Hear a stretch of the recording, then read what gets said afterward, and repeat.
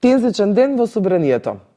ДУИ и ДПМН не попуштаат пред измените во изборниот законник со донесување на една изборна единица и реципроцитет во пратеничките листи. ДОМ жестоко се спротивстави, поточно ги повика уште еднаш да ја преслушаат својата одлука и сепак да не го блокираат процесот и да излезат на расправа во собранието. Разговараме со Маја Морачанин, добар ден, председателка на ДОМ. Како сте после ваков тензичен ден во собранието? Добро, ви благодарам на поканата. Да, овој период ќе биде поинтензивен и потензичен. Некако од собрание атмосферата ни ја донесовте во студио веднаш. Така е, да. Има агенда подолга на собранието. Знаете, со седницата има поголем број на закони кои што се важни и треба да се донесат до крајот на годината. Еден, односно два се, бидејќи два предлог измени се на изборниот законник, се оние од иницијативата за една изборна единица, за која еве и денес ќе позборуваме. Тие се изгласаа да бидат ставени на дневен ред на седницата и тоа со големо мнозинство, би рекла, за поддршка. 59 и 58 колеги пратеници дадоа поддршка при тоа гласање да се стави на дневен ред. По скратена постапка е законот, затоа што се работи за од мал обем измени. Така, вие го коментиравте моментот зошто толку многу амандмани, кога и со помалку, нели, ќе може да го блокираат процесот. Некаде близу 5000 има поднесено ДУИ, да, и 1000 и нешто повеќе, тоа момент точно искрено, не знаеме. И јас не знам се уште точната бројка, бидејќи и за службите во собранието е ова големо оптеретување. Илјадници амандмани, дополнително има и амандмани за Академијата за јавни обители. Како се продуцира толкав број на амандмани?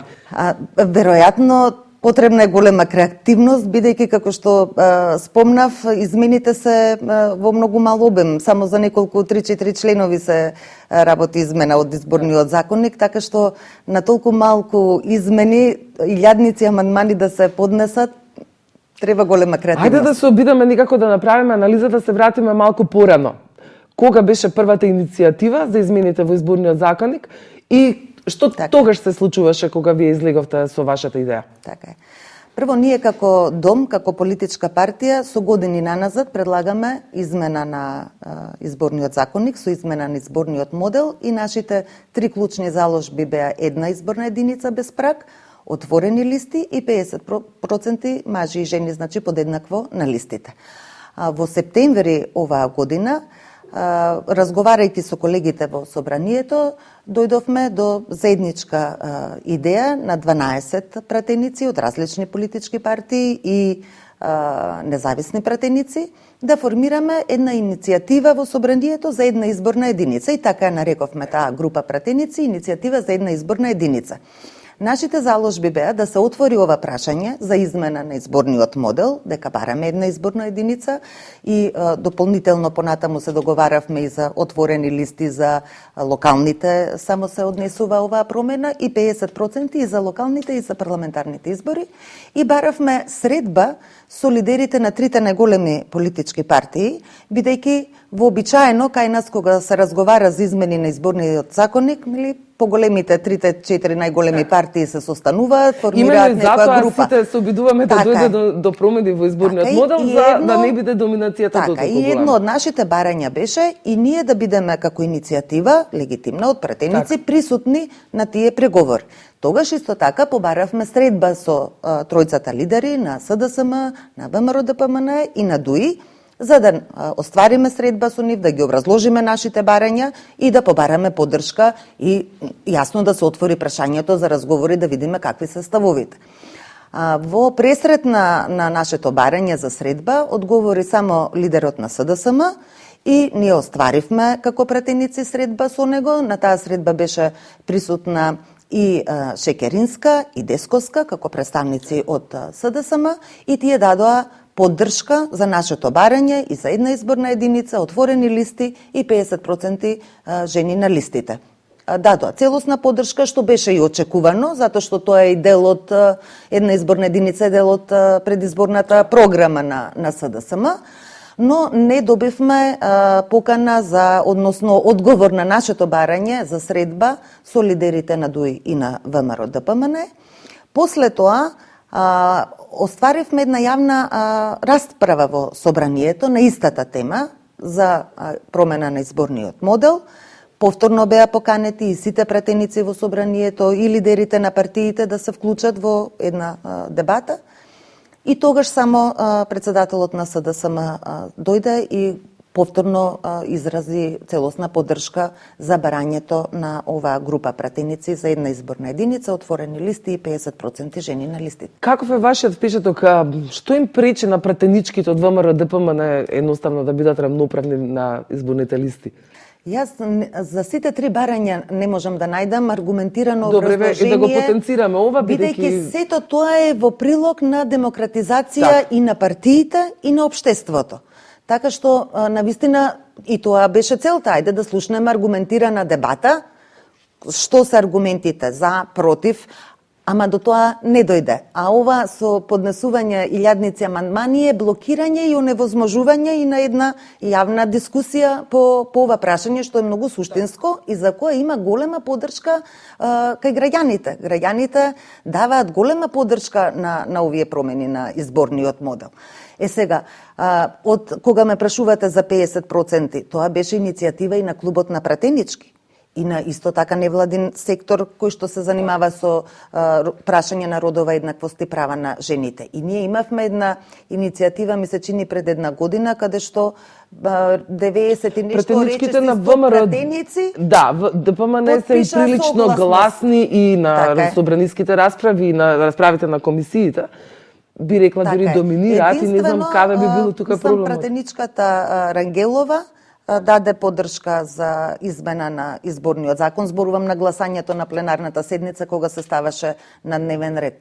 И мене навистина ми е нејасно зошто по сите три прашања некој не би дал поддршка и за една изборна единица, што дефинитивно ќе овозможи поголема шареноликост во собранието и подобра представеност на граѓаните. Затоа што сега имаме случај кога може некоја партија да освои 30-40 гласови на ниво на целата држава, но бидејќи е поделено на 6 изборни единици, нема да биде представена ниту со еден пратеник во собранието, што значи дека тие 30-40 граѓани што гласале за некоја легитимна опција за одредени вредности, не се представени, така е, не се представени во собранието. И дополнително нема да има потреба од некои големи предизборни коалиции како што е досега случај. Туку секоја партија ќе може да се представи пред изборите, пред своите поддржувачи, пред граѓаните и да побара глас за програмата која што ја застапува. Така што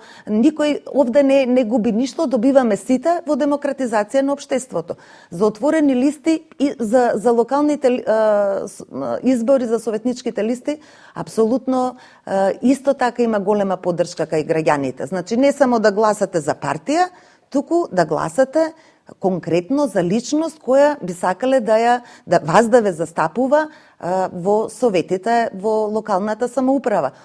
И наше барање беше како дом и на парламентарни избори да има отворени листи. Но добро, малку е вистина технички покомплицирано да се направи тоа за парламентарни избори, потребно е околу тој дел се согласувам подолго време за луѓето да можат да ги научат правилата, да не дојде до забуна.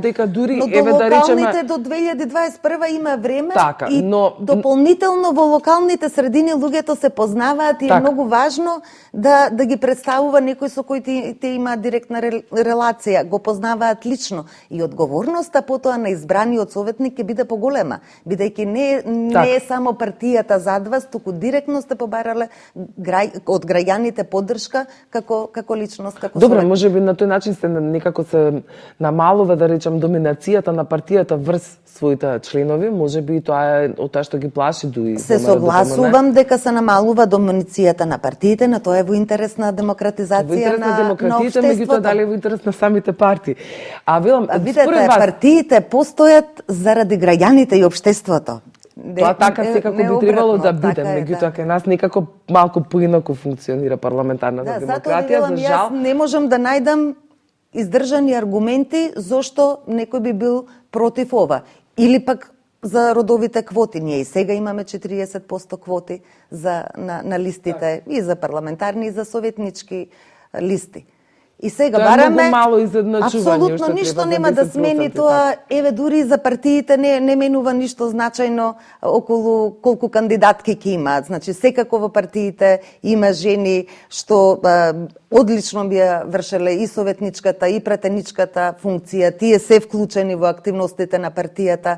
Не менува ништо суштинско, а за партијата и за незиниот настап за било која партија на изборите, а менува многу за општеството, затоа што навистина постигнуваме зголемено политичко учество на жените и родова еднаквост во тој сегмент на представеност на жените во политиката. А сепак, доколку, да речеме, во најдобар случај се премислат пратениците на ВМРО, ДПМН и на ДУИ и се дојде до некој консензус и се затвори ова прашање и помине изборниот модел.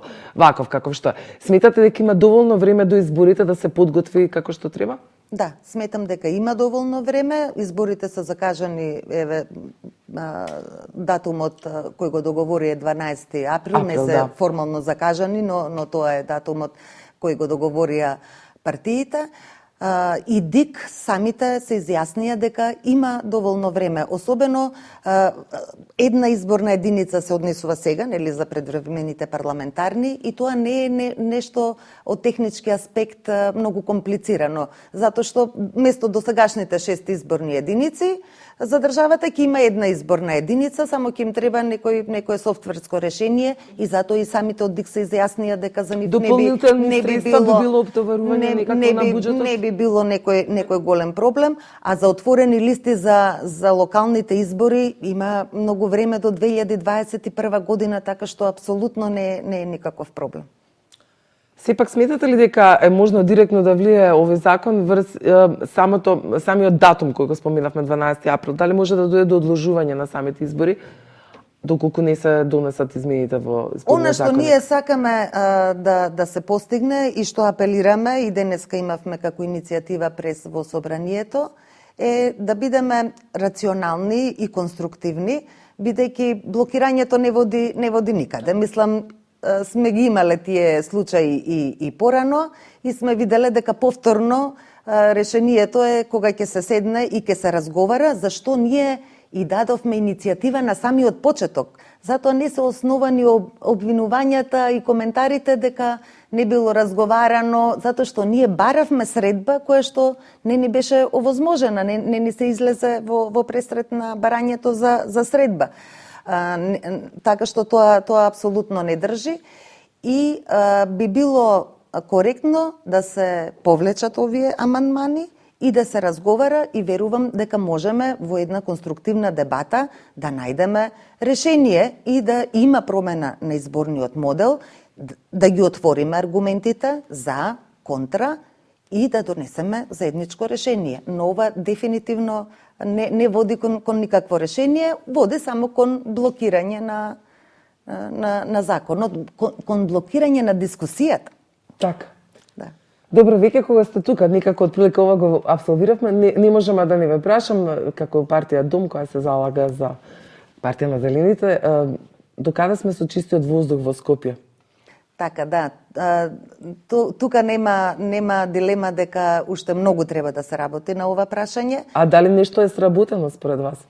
Многу малку, има некои исчекори во добар правец, но реално од она што е потребно да се реализира и да се имплементира, се уште е недоволно. Ние дадовме како Дом поддршка за планот за чист воздух кој што се донесе минатата година. Наши предлози, како и предлози на невладиниот сектор, беа имплементирани во тој план, бидејќи е многу важно на сите полиња од каде што произлегува загадувањето да се работи истовремено, за да можеме да видиме да имаме видливи резултати во намалувањето. Што значи и на затоплувањето на објектите, и на индустриското загадување, сообраќајот, градежништвото, отпадот. Тие се клучните произведувачи на загадувањето на воздухот, да кажем, така што на сите тие полиња треба да се работи истовремено, не се реализираат со интензитет кој што е потребен за да имаме видливи резултати и затоа ние како Дом и минатата година и оваа година побаравме прво со амандмански измени на буџетот повеќе средства за тој план за чист воздух, бидејќи Прво е да обезбедите финансии за да може да се реализираат сите тие мерки кои што генерално се добри и треба да се реализираат, но требаше поголема буџетска поддршка. Минатата година не беше прифатен ниту еден амандман, оваа година не беше прифатен еден амандман кој што се однесува во интерес на решавање на проблемот со аерозагадување, за да се акредитира централната лабораторија, што е многу важно за да можеме да имаме релевантни информации кога се прават инспекцијски контроли на загадувањето кое доаѓа од индустриските емисии, да бидеме навистина сигурни во точноста, веродостојноста на податоците, бидејќи тоа е дефинитивно еден голем сомнеж во општеството, затоа што се нема доверба дали тие резултати кои што се добиваат од акредитирани лаборатории кои што сега само се приватни, бидејќи немаме се уште акредитирана државна, а постои опрема, капацитет, луѓе од човечки ресурси, но нема акредитација и тогаш ако не е акредитирана лабораторијата,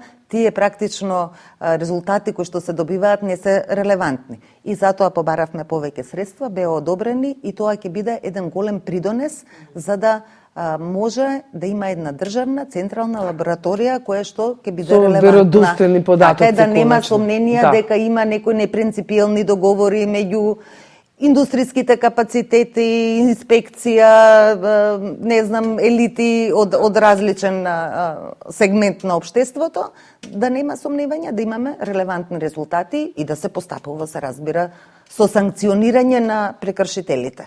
Така, бевте прилично гласни и кога ги поддржувавте жителите на Ново село и Босилово, кога требаше да се одземе концесијата на Евромакс, тие беа чина предвидени беа во Скопје и дадоа јасна порака повторно до владата итно да биде одземена концесијата, која си уште е во рацете на Евромакс.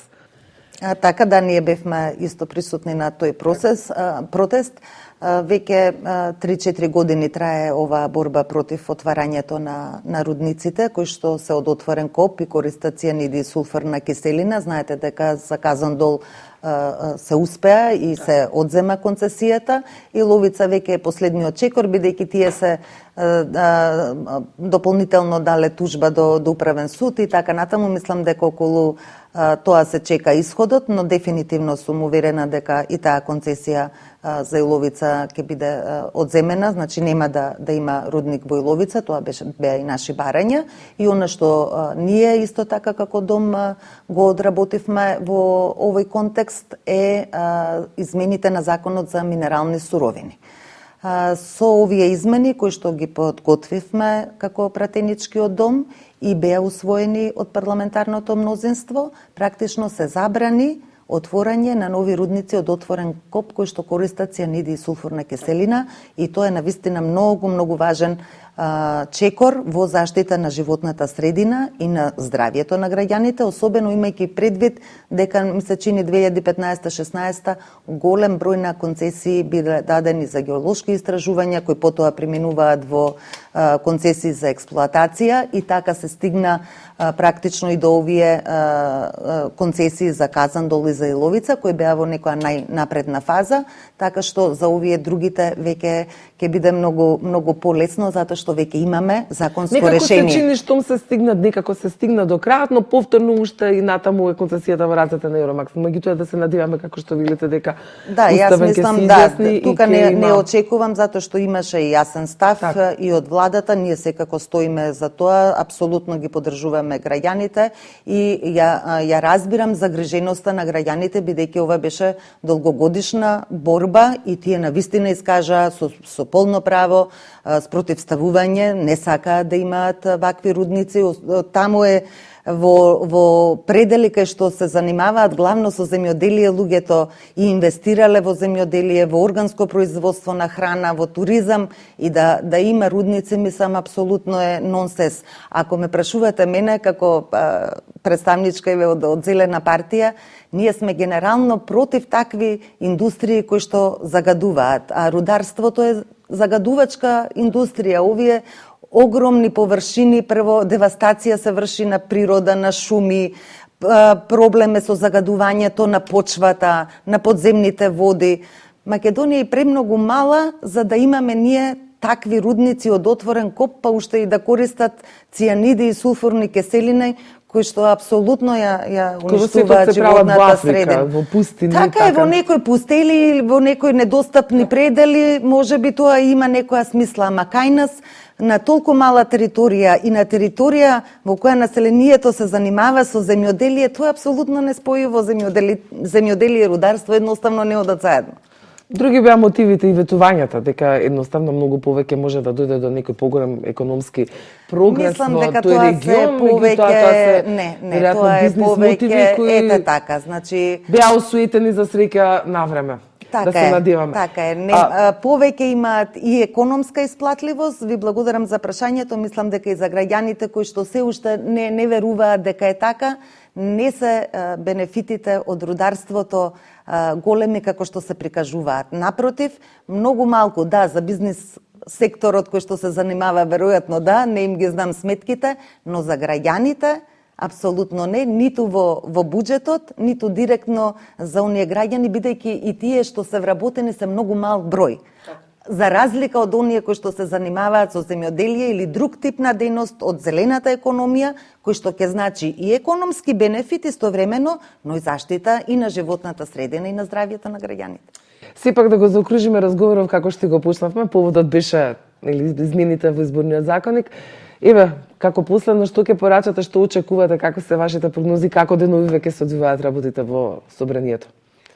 Па добро, јас очекувам дека ќе биде интензивен сега овој период до нова година со ова агенда на пленарната седница, соодветно и на комисиите и со толку многу амандмани кои што од прилика се веќе веројатно 10.000 по сите овие закони кои што се поднесени.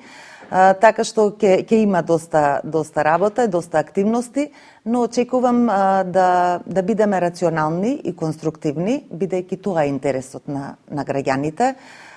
Не треба да се користат некои ситуации во прилог на некои, можеби дневно политички размислувања и математики. Туку треба да бидеме конструктивни, да одработиме она што е навистина во интерес на граѓаните и ова со поднесување на толку голем број на амандмани дефинитивно не е вистинската насока. Секогаш може да се најде взаимно прифатливо решение и да бидеме навистина на ниво на функцијата што извршуваме во интерес на граѓаните. Така, тоа како што личи во едно демократско општество. Така е. Кому моди во прилог, кому не. Маја Морачанин, многу ви благодарам за гостувањето денеска. Ќе видиме како ќе се одвијаат работите деновиве, па се надеваме на позитивни резултати. Ви благодарам и на поканата вам.